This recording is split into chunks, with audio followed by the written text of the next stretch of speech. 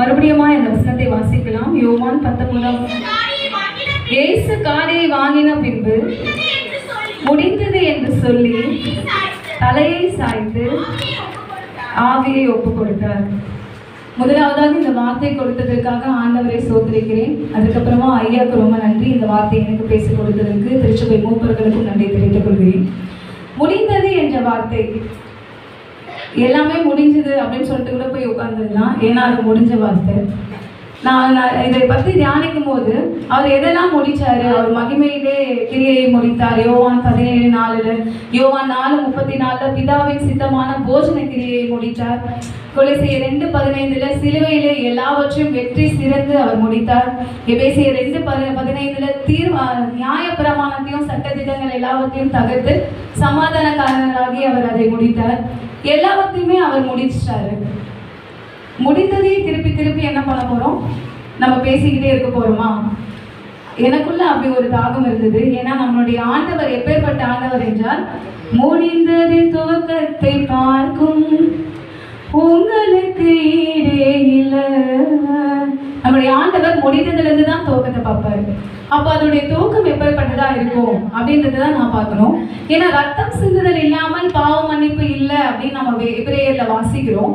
ஆண்டவருடைய ரத்தம் சிந்தப்படணும், அது சிந்தப்பட்டாதான் பாவங்கள் மன்னிக்கப்படும் என்பது நம்முடைய வேத வாக்கியத்தின் கூற்று.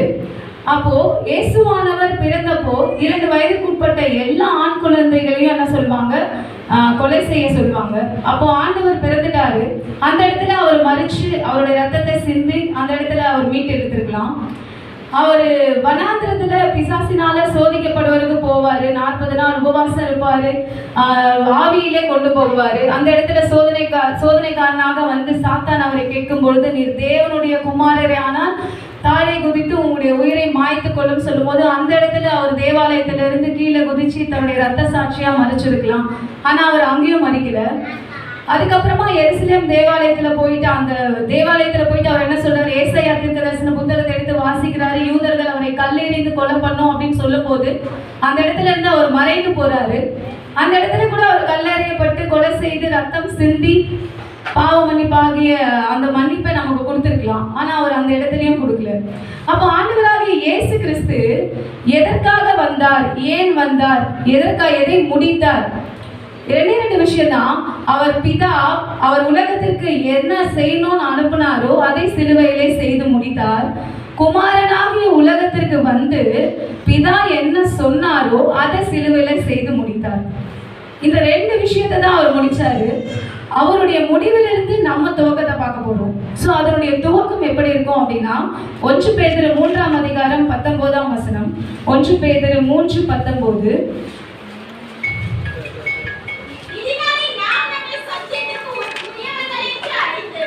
சாரிமா 1 பேதுரு 3 அந்த ஆவியினாலே அவர் போய் காவலில் ஆவிகளுக்கு பிரசங்கித்தார். ஆண்டவராகிய இயேசு கிறிஸ்து மரித்து அடக்கம் பண்ணப்பட்டு பாதாளத்துல போயிட்டு அங்க யாருக்கு அவர் பிரசங்கிக்கிறாரு? ஆவிகளுக்கு. எந்த ஆவிகளுக்கு? கீழ்ப்படியாத ஆவிகளுக்கு. நோவாவின் காலத்துல அழிக்கப்பட்டு பாதாளத்துக்கு போன கீழ்ப்படியாத ஆவிகளுக்கு போயிட்டு என்ன பண்றாரு? சுவிசேஷத்தை பிரசங்கிக்கிறாரு. ஸோ அவருடைய முடிவு எங்க துவங்குது? பிரசங்கம், ஊழியம், சுவிசேஷத்துல தான் அவர் என்ன பண்றாரு? தொடங்குறாரு. அவருடைய துவக்கம் எங்க இருக்குது? ஊழியத்துல இருக்கு, சுவிசேஷத்துல இருக்கு. இன்னைக்கு நம்ம அவரை பின்பற்றோம். அவர் பிதாவும் குமாரனும் எப்படி ஒன்றா இருந்தார்களோ, நீங்க யோவான் 15, 16, 17 அந்த வசனங்கள்லாம் வாசிச்சு பார்த்தீங்கன்னா, பிதாவும் குமாரனும் எவ்வளவு ஒரு ரிலேஷன்ஷிப் அவங்களுக்குள்ள, அவ்வளவு ஒரு ஒத்துமை. அவர் இவரில் நிலைச்சிருக்காரு, இவர் அவர்லாம் நிலைச்சிருக்காரு. ஒருமைப்பாட்டில தேறினவங்களாம் வராங்க. எல்லாவற்றையும் அவர் என்ன செய்யறாரு? பிதாவுக்கு கீழ்ப்படிந்தவராய் இருந்து சகலத்தையும் செய்து முடிக்கிறார். இன்றைக்கு பிதாவானவர் குமாரனை அனுப்புகிறார். குமாரன் வருகிறார், நம்முடைய பாவங்களுக்காக மரிக்கப்படுகிறார். நம்முடைய பாவங்களுக்காக அவர் மேலே போய் உயிர் தெளிந்து அங்க இருக்கிற ஆவிகளுக்காக முதலாவது என்ன பண்றாரு? பிரசங்கிக்கிறார். இன்னைக்கு அவருடைய சுவிசேஷ உபதேசத்தை தான் நம்ம என்ன பண்ண போறோம்? முடிந்தது. அந்த துவக்கம் எதுதான்? சுவிசேஷம்.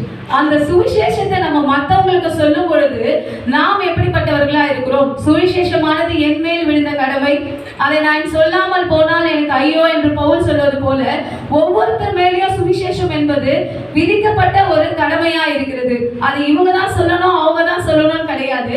ஏசு நல்லவர் அப்படின்னு சொல்றது கூட ஒரு சுவிசேஷம். அப்பேற்பட்டதான சுவிசேஷத்தை நம்ம என்ன பண்ணணும், மற்றவங்களுக்கு சொல்கிறவர்களா இருக்கணும், அறிவிக்கிறவர்களா இருக்கணும், ஆவிக்குரிய பிரகாரமாய் அறிவிக்கிறவர்களா இருக்கணும். ஆண்டவரை நம்முடைய இருதயங்களை ஏற்றுக்கொள்ளவர்களா இருக்கணும். அவரை ஏற்றுக்கொண்டா மட்டும்தான் நம்மளால என்ன பண்ண முடியும், மற்றவர்களுக்கு போய் சுவிசேஷத்தை அறிவிக்க முடியும். நம்ம அவருடைய வேதத்திலேயே உபதேசத்துல வாசிப்போம் என்றால், மார்க் எழுதின சுவிசேஷம் 16ஆம் அதிகாரம் 15, 16, 17 வசனங்கள் எல்லாம் பார்த்தீங்கன்னா, நீங்கள் உலகமெங்கும் போய் சர்வ சிருஷ்டிக்கும் சுவிசேஷத்தை பிரசங்கியுங்கள். அவருடைய நாமத்தினால என்ன பண்ணுங்க, பிசாசுகளை திறந்துங்க, வியாதியில இருக்கிறவங்களை, கட்டுண்டவர்களை எல்லாரையும் என்ன பண்ணுங்க, இயேசு கிறிஸ்துவின் ரத்தத்தினால எல்லாவற்றையும் என்ன பண்ணுங்க, சுவிசேஷத்தினால நீங்க மீட்டுக் கொள்ளுங்க. இன்றைக்கு அவருடைய சுவிசேஷத்தினால தான் நம்ம எல்லாரும் இங்க உட்கார்ந்துட்டு இருக்கோம். அவருடைய போதனைகளால தான் நம்ம எல்லாரும் ரட்சிக்கப்பட்டு இருக்கிறோம். அவருடைய போதனைகளால தான் இன்றைக்கு 7 வார்த்தைகள் வந்திருக்கிறது. அவரை இல்லாமல் நாம இல்லை, பிதா இல்லாமல் இயேசு கிறிஸ்து இல்லையோ, இயேசு கிறிஸ்து இல்லாமல் நம்ம யாருமே கிடையாது. ஏன்னா அவர் மூலமா தான் இன்னைக்கு நம்ம இருக்கிறோம். நம்மளுடைய சாயல், அவருடைய சாயல நம்ம படைக்கப்பட்டு இருக்கிறோம். அவருடைய சாயல படைக்கப்பட்ட நாம் அவரை போன்று உபதேசிக்கிறவர்களா இருக்கும் பொழுது நம்முடைய பாவங்கள் எல்லாமே என்ன பண்ண முடியும், மன்னிக்க முடியும். ஏன்னா நம்ம முதலாவது மன்னிப்பு நமக்குள்ள வந்துருச்சுன்னா ரட்சிப்பு கண்டிப்பா நமக்குள்ள வந்துடும். ரட்சிப்பு நமக்குள்ள வந்துருச்சுன்னா அன்பு நம்மள ஆளுகை செய்திடும். அன்பு நமக்குள்ள வந்துருச்சுன்னா மற்றவங்களுக்காக அங்கலாய்க்கின்ற தன்மை நமக்கு வந்துடும். அங்கலாய்க்கின்ற தன்மை நமக்கு வந்துச்சுன்னா ஒரு ஆத்துமாக்காக திறப்புல நிற்கிறவங்களா நம்ம மாறுவோம். அப்படி ஆத்துமா பாரம் நமக்குள்ள வந்துச்சுன்னா நம்ம சும்மா உட்கார்ந்துட்டு இருக்க மாட்டோம், எழுந்து ஊழியம் செய்கின்ற பிள்ளைகளாய் மாறுவோம். அப்பேற்பட்டதான ஊழியத்தை செய்து அவர் எப்படி ஆவியை அங்க கொடுத்தாரோ, நம்மளுடைய ஆவியை கூட நம்ம பிதாவுக்கு நாம் தூய்மையாய், அவர் எப்படி கரைதிரையற்று எல்லாவற்றையும் ஒழித்து தூய்மையா கொடுத்தாரோ, அதே பிரகாரமாக நாம் என்ன பண்ணுவோம், நம்முடைய ஆவிகளை அவருக்கு ஒப்பு கொடுக்கின்ற பிள்ளைகளாக மாறுவோம்.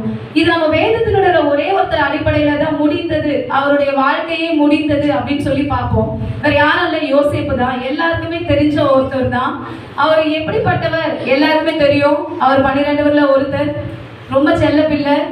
ஆனா அவர் என்ன பண்றாங்க, அவங்க கூட இருக்கிற சகோதரர்களே பொறாமையினால கொண்டு போய் என்ன பண்ணிடுறாங்க, பெரு குழியில போட்டுடுறாங்க.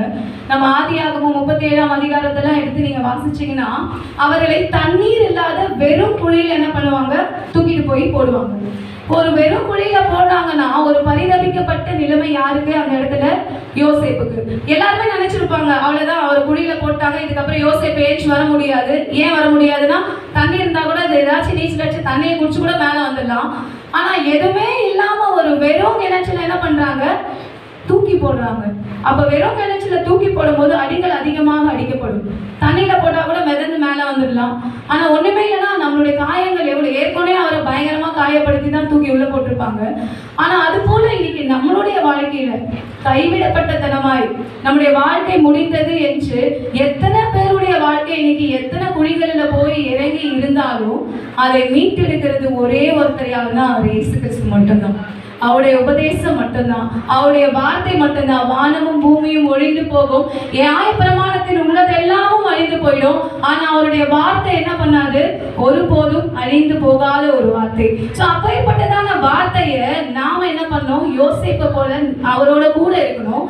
அப்ப இருக்கும்போது அந்த அடுத்த ஒரு 37ஆம் அதிகாரத்துல வாசிப்போனா, அவரை யாரும் குழியில கூட்டு போய் போடுறாங்களோ அவங்கள கொண்டுதான் ஆண்டவர் என்ன பண்றாரு, எழுப்புறாரு. இன்னைக்கு நம்மளுடைய வாழ்க்கையில யாரெல்லாம் நம்ம எழும்ப கூடாது, வரக்கூடாது, அவள்தான் குழியோட மண்ணோட புதைஞ்சு போகணும் அப்படின்னு யாரெல்லாம் எத்தனிக்கிறாங்களோ அவங்கள கொண்டுதான் ஆண்டவர் நம்மளை வெளியில எடுப்பாரு. அப்பேற்பட்ட ஆண்டவர் தான் நம்ம ஆண்டவர். ஒருத்தரை நம்ம தள்ளுறாங்க, வேற ஒருத்தரை வச்சு கை தூக்கி எழுப்பவே மாட்டாரு. யார் நமக்கு விரோதமா எழுப்புகிறார்களோ அவர்களை கொண்டு மாத்திரம் தான் நம்மளை எழுப்புவாங்க.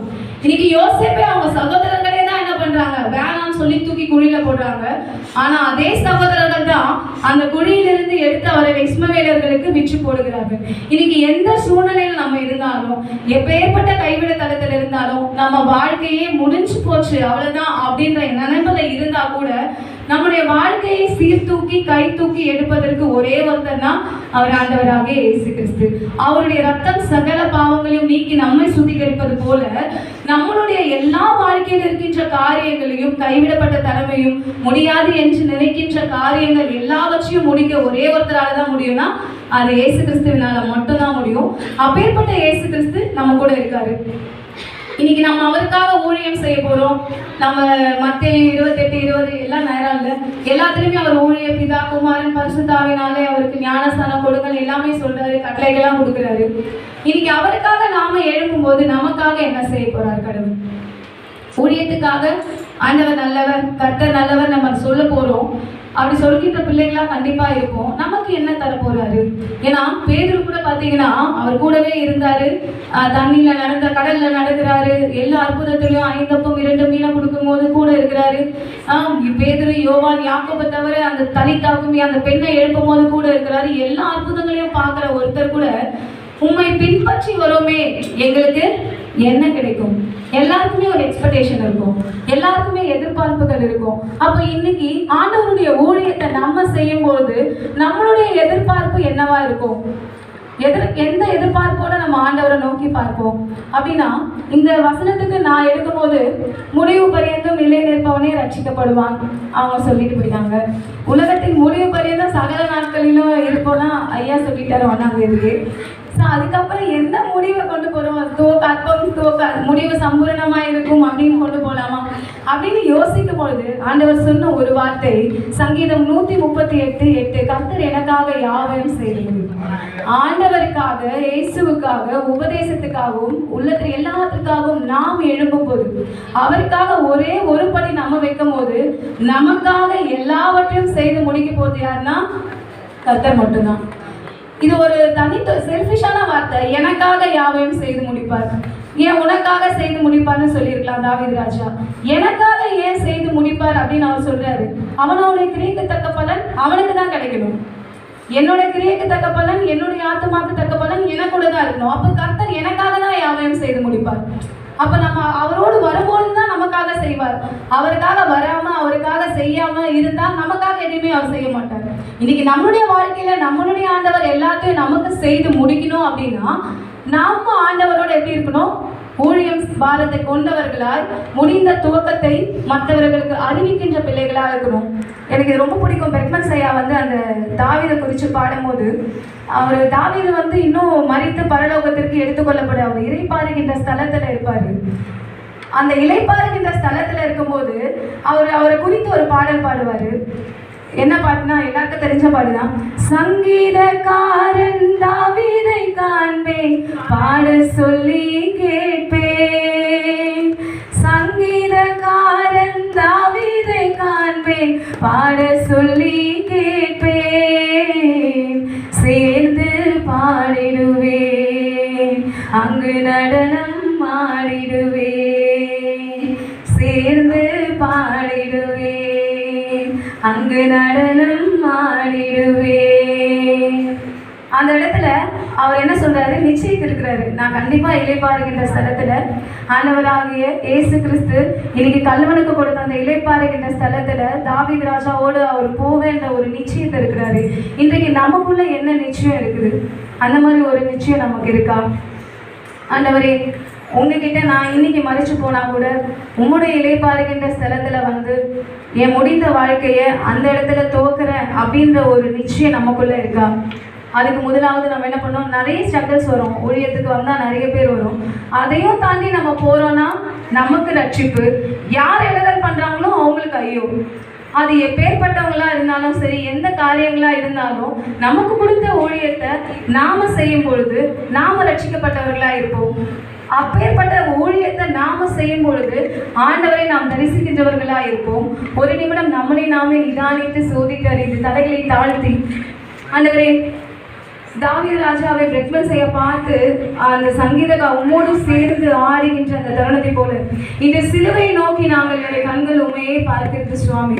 அப்பா, 2000 ஆண்டுகளுக்கு முன்பதாக என் தேவன் எங்களுடைய பாவங்களுக்காக என் சிலுவையிலே மறித்திருப்போம். அப்பா, எங்களுக்காக நீ ரத்தம் சிந்தினீரே, உமக்காக நாங்கள் என்ன செய்ய போகிறோம் ஆண்டவரே? எனக்காக தான்ப்பா நீங்கள் மறைச்சிங்க. உங்களுக்காக நான் ஒன்றுமே செய்யாமல் இருக்கும் பொழுது தேவரே, உங்களுடைய முடிவில் எங்களுக்கு ஊழியமாகிய துவக்கத்தை தாங்க இயேசுப்பா. என்னுடைய வாழ்க்கையில மாத்திரம் அல்ல சுவாமி, கேட்கின்ற ஒவ்வொருடைய வாழ்விலும் நீ நல்லவர் என்பதை ருசித்து பார்த்து ஊழிய தாகத்தை அவர்களுக்கு கொடுத்து அப்பா சகல சுசேஷத்தை அப்பா எல்லாருக்கும் போய் போய் சுவிசேஷமாய் அறிவிக்கின்ற பிள்ளைகளாக எங்களை மாற்றுங்க இயேசுப்பா. இந்த நாளிலும் உம்மை சிலுவையிலே நாங்கள் பார்க்கும் பொழுது நாங்கள் என்ன செய்வோம்? எங்களுக்காக நீர் வாங்கின அந்த முற்கிடத்திற்காக நாங்கள் என்ன சூட போகிறோம்? அப்பா, எங்களுக்காக நீர் வாங்கின அடிகளுக்காக நாங்கள் என்ன செய்ய போகிறோம் இயேசுப்பா? ஒரு நிமிடம் நாம நிதானித்து அறிவோம். முற்கிரீடம் சூட்டப்பட்ட தலையை பார்ப்பேன், பொற்கிரீடம் சூட்டி நானும் புகழ்ந்திடுவேன். முற்கிரீடம் சூட்டப்பட்ட தலையை பார்ப்பேன், பொற்கிரீடம் சூட்டி நானும் புகழ்ந்திடுவேன்.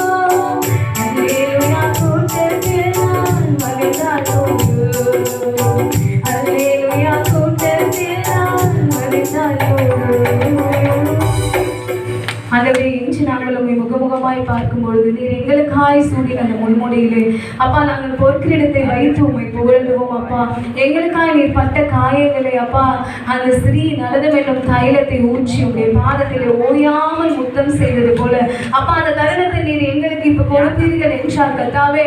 நான் நீர் அடிப்பட்ட காயங்களுக்கு எங்களை முத்தத்தினாலே நாங்கள் செய்வோம் ஆண்டவரே. அப்பா, அந்த பாரத்தை எங்களுக்கு தாங்க இயேசுப்பா. அப்பா, இந்த முடிந்தது என்ற வார்த்தை நீர் எப்படி பிதாவோடு கீழ்ப்படிந்து சகலத்தையும் நேர்த்தியாய் செய்து முடித்து உங்களுடைய ஆவியை ஒப்பு கொடுத்தீரோ கர்த்தாவே, நாங்கள் உம்மை பின்பற்றுகிறோம். நீர் அவருக்குள் இருந்த உறவை போல எங்களுக்கும் உமக்கும் இருக்கின்ற உறவை நாங்கள் பிரதிபலிக்க உம்முடைய உபதேசத்தை நாங்கள் மற்றவர்களுக்கு சுவிசேஷமாய் சொல்கின்ற பிள்ளைகளாக எங்களை மாற்றுங்க இயேசுப்பா. அப்பேற்பட்ட வேலைக்கு எங்களை தகுதிப்படுத்துங்க. அப்பேற்பட்ட காரியத்தை எங்களுக்கு கொடுத்துருங்க. எல்லாவற்றுடைய பாதப்படியிலே வைக்கிறோம். வழிநடத்துங்க, காத்துக்கொள்ளுங்க, பலப்படுத்திடுங்க. இயேசு கிறிஸ்துவின் மூலம் ஜெபிக்கிறோம் நல்ல பிதாவே. ஆமென்.